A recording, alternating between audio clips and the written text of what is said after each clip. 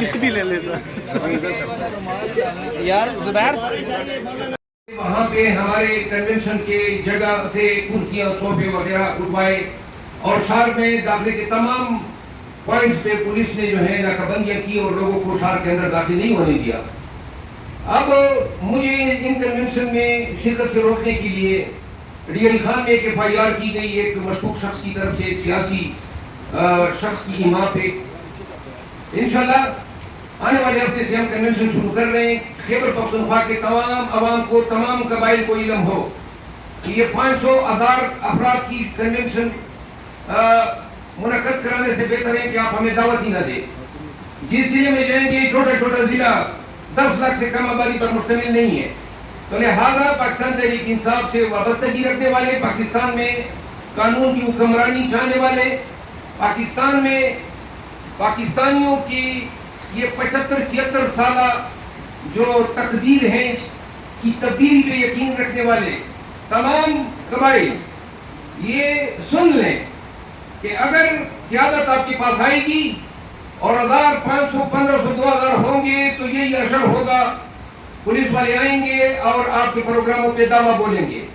لہذا ہر ضلع سے اور ساتھ میں جو نیبرنگ اضلاع ہیں وہ کنونشن کے دن بڑی تعداد میں اس جائے پروگرام پہ پہنچے جہاں پروگرام یا جہاں کنونشن کے لیے جو جگہ منتخب ہوئی ہوگی. اور اگر آپ 20-25 ہزار سے کم آئیں گے تو یہ قوتیں, یہ پولیس, یہ طاقوتی طاقتیں ہمیں اپنا حق ایکسرسائز کرنے نہیں دیں گے. تو لہذا اب آپ کی پاکستان تحریک انصاف سے آپ کی حمایت جو ہے وہ لفاظی تک محدود نہیں ہونی چاہیے. سب نے کنونشن میں آنا ہوگا, پرائیویٹ پراپرٹیز میں ہوگی, کوئی ہم قانون میں آت میں نہیں لیں گے. ہم کنونشن کا انعقاد کرتے ہوئے یہ یقینی بنائیں گے کہ اس میں پاکستان کی سلامتی کی باتیں ہو. لہذا جب آئیں گے آپ کے شہر میں تو پھر آپ نے بڑی تعداد میں آنا ہے. یہ 100,000 نکل کے آپ ہمیں شرمندہ نہ کریں. 25,000 سے کم کنونشن, کیونکہ ہمیں علم ہے ہزاروں کی تعداد میں ہر ضلع سے لوگ ہم سے رابطہ کر رہے ہیں. صرف بلانا نہیں ہوگا, آپ نے خود بھی آنا ہوگا, اپنے دوستوں کو نکالنا ہوگا. قانون کی حکمرانی کے لیے پاکستانی کو نکلنا چاہیے. کنونشن کے بعد ہم جلد سے کریں گے اور یہ ہمارا حق ہے, کوئی ہمیں ایرانی کی نظر سے نہ دیکھے. جب ہر پارٹی کر سکتی ہے تو ہم کوئی مریض سے نہیں آئے ہوئے ہیں اور نہ کوئی ہم ہندوستان کے باسی ہیں. یہ ہمارا حق ہے, ہم ایکسرسائز کریں گے, ڈنکی کی چوٹ پہ کریں گے. جو لوگ پرچے کروا رہے ہیں مزید کروا لیں, لیکن ہماری ہمت کو آپ دیکھ لیں, ہماری استقامت کو. ہم کنونشن بھی کریں گے, جلسے بھی کریں گے, الیکشن بھی لڑیں گے. جو یہ کہہ رہے ہیں کہ پاکستان تحریک انصاف کو امیدوار نہیں ملیں گے, امیدواروں کی قطاریں لگی ہوئی ہیں. اور آپ کو تب حیرانی ہوگی جب پورا پاکستان کیمپین کے دوران پاکستان تحریک انصاف کے لیے اٹھ کھڑا ہوگا. پورا پاکستان اٹھ کھڑا ہوگا قانون کی حکمرانی کے لیے. یہ 76 سال کی غلامی کو ہم نے حقیقی آزادی میں تبدیل کرنا ہے اور یہ ہم لے کے چھوڑیں گے. ان تمام گزارشات کے ساتھ تمام صحافی حضرات, چینلز, یوٹیوبر, سب کا میں مشکور ہوں کہ آپ نے ہمیں سنا اور ہمیں ٹائم دیا. اچھا سر, سوال ایک یہ ہے کہ کیا آنے والے انتخابات میں آپ لوگوں کا بیانیہ اسٹیبلشمنٹ کا سیاست میں انوالومنٹ کے خلاف ہوگا؟ اور دوسرا یہ کہ میرا سوال یہ ہے کہ جو آپ لوگوں کا فرد جرم عائد کا ہے راجمان فروز کی طرف سے سپریم کورٹ میں آپ لوگوں نے درخواست دائر کی ہے, کچھ امید ہے کہ چیف جسٹس قاضی فائز نثار اس پر آپ لوگوں کو انصاف فراہم کریں؟ جہاں تک آپ نے پہلے سوال کیا, یہی تو ہماری فائٹ ہے. جس کا کام اسی کو ساجے. اسٹیبلشمنٹ کا سیاست سے کوئی کام نہیں ہونا چاہیے. اور ہم یہی کہہ رہے ہیں حقیقی آزادی کیا ہے. حقیقی آزادی یہ ہے کہ قانون کی حکمرانی ہو. قانون کی حکمرانی میں عدلیہ اپنا کام کریں, ادارے اپنا کام کریں. حکمرانی کا حق عوام کو ہے اور عوام کو حکمرانی کرنے دیں. جو لوگ جس طرح 16 ماہ قبل عوام کی منتخب وزیراعظم کو ایک سائفر کو جواز بنا کے حق کی حکمرانی سے محروم کیا گیا, ہماری جنگ یہ ہے کہ آئندہ ایسے ان چیزوں کا ارتکاب نہ ہو. پاکستان تحریک انصاف اس الیکشن کے دوران ہمارا مینیفیسٹو یہی ہے, हमारा नारा यही है कि हम इक़्तिदार जो है वो अवाम को सौंपेंगे और इक़्तिदार करने वाली वाहिद ताकत पाकिस्तान में आईन के तहत भी और कानून के तहत और हकीकी तौर पर भी अवाम पाकिस्तान रहेंगे। सर, ये जो आपके ऊपर एफआईआर किया गया है टेररिस्ट खान में, तो आप कह रहे हैं कि किसी सियासी बंदे की जो है ना इमाम भी किया गया है, अगर आप उनका नाम लेना मुनासिब नहीं समझते तो उस सियासी बंदे का ये बता सकते हैं कि कौन सी पार्टी से उनका ताल्लुक है? देखें, ये तो वादे हैं कि पर्चे कराने वाले जो हैं वो आजकल एक ही पार्टी से ये होते हैं। बाकी बात यह है कि आपको तब पता चलेगा जब उस बंदे पे इंशाल्लाह मैं अनकरीब एफआईआर करूंगा इस्लामाबाद में, जो मैं करने जा रहा हूँ। अच्छा मरवा साहब, आपने ग्रैंड डायलॉग की बात की कि नवाज शरीफ वापस आके बात करते सियासी रहनुमाओं से। आप लोगों की 3 साल 3.5 साल हुकूमत रही, तब तक आपको ग्रैंड डायलॉग याद नहीं है, आपने किसी सियासी जमात को नहीं बिठाया साथ, और अब जब इस्टेब्लिशमेंट मजबूत हो गई है तो अब आप इस तरह की बातें कर रहे हैं, क्या रिस्पॉन्ड करेंगे? गुजारिश ये है कि 3-3.5 साल में अगर ग्रैंड डायलॉग नहीं भी हुआ है उस वक़्त, तो मुल्क में उस वक़्त ना माशी अबतरी सूरत हाल की थी, न महंगाई ऐसी थी, न आपकी फॉरेन पॉलिसी, और न मुल्क में तवाइफुल मलूकी थी।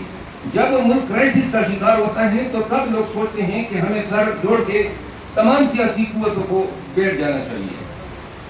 वो हालात और आज के हालात में बहुत फ़र्क है।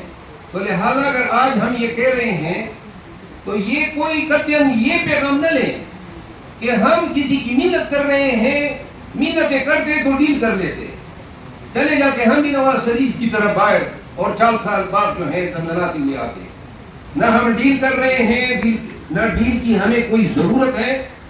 और अगर हम आज बात कर रहे हैं तो पाकिस्तानियों आपको सोचना चाहिए कि क्या ये मुल्क मजीद पोलराइजेशन का मुतम्मल हो सकता है?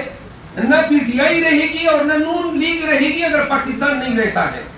तो लिहाजा पाकिस्तान सुन लें और समझ लें, हम मेक और ब्रेक के स्टेटस पे हैं। हम माशी तौर पे और सियासी तौर पे इंतहाई इन्हिताब का शिकार हैं। मुल्क को, पाकिस्तानियों को डायलॉग की जरूरत है, और वो डायलॉग एक वर्केबल जो एनवायरनमेंट है उसको क्रिएट करने की। मरवा साहब, आप लोगों ने पिछली बार भी दूसरी पार्टियों से लोग लिए थे, मुश्किल वक्त में वो छोड़ गए, अब भी आप दूसरी पार्टियों से लोग ले रहे हैं, बजाय इसके कि पार्टी की सेकंड क़यादत को मौका दें, क्या कहेंगे? ये पार्टी की सेकंड क़यादत जो है उनको जिम्मेदारियां तफवीज़ हो चुकी हैं, और आपने कहा ना मुश्किल वक्त में छोड़ गए, तो जो मुश्किल वक्त में आ रहे हैं वो हमें कभी नहीं छोड़ेंगे। सर आप इस वक्त में पूरी दुनिया में बड़े मशहूर हैं और आज का मौसम तकाजा भी कर रहा है कि थोड़ा सा एक काफ़ी दोस्त हमारे आए हुए, बड़ा अच्छा खुशगवार मौसम है। आप ये बताएं कि एक आपकी पार्टी के पहले थे नदीम अफजल चंद साहब, जब कोरोना का एक बड़ा मुश्किल दौर था पाकिस्तान में, उस वक्त उन्होंने एक डायलॉग बोला, मुख्तारिया बढ़ जानी दिया, हुकूमत दस्ती नहीं भी, हालात बड़े ख़राब थे। आजकल भी हालात बड़े ख़राब थे, कत्ल का माहौल है, घुटन का माहौल है, लोग बड़े परेशान हैं। उस माहौल में आपने एक डायलॉग बोल दिया कि प्रोग्राम तो बढ़ गया। आप समझे, आप नदीम अफजल चंद और आप आपस में डायलॉग फैलोती हैं, तो आपकी आपस में कभी इस डायलॉग से पहले गपशप या उसके बाद कहीं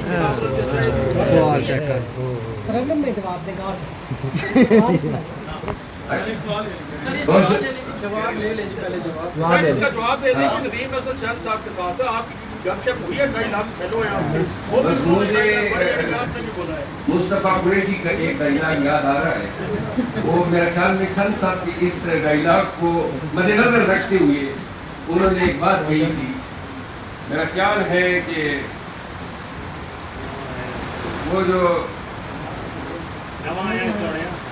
खान, मैं भूल गया हूँ।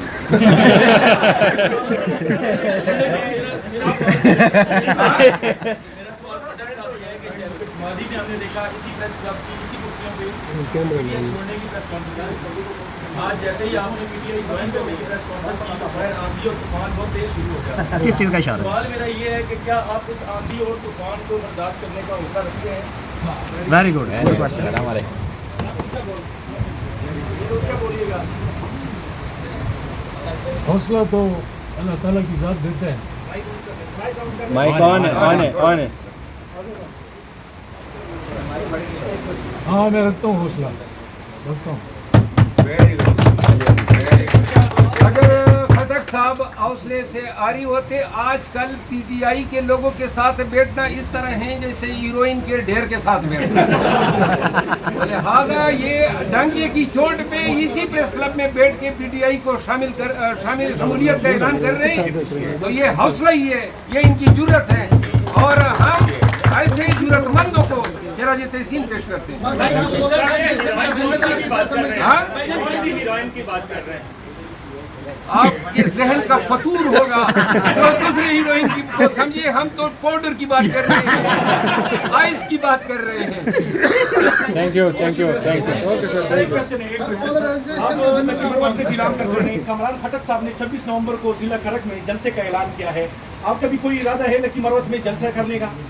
यार ये लकी मरवत, आप भी लकी मरवत के ये सवाल मुझसे लकी मरवत में पूछ सकते थे। बहरहाल लकी मरवत में मैं अजीम शान जलसा करूँगा। बहुत बहुत शुक्रिया।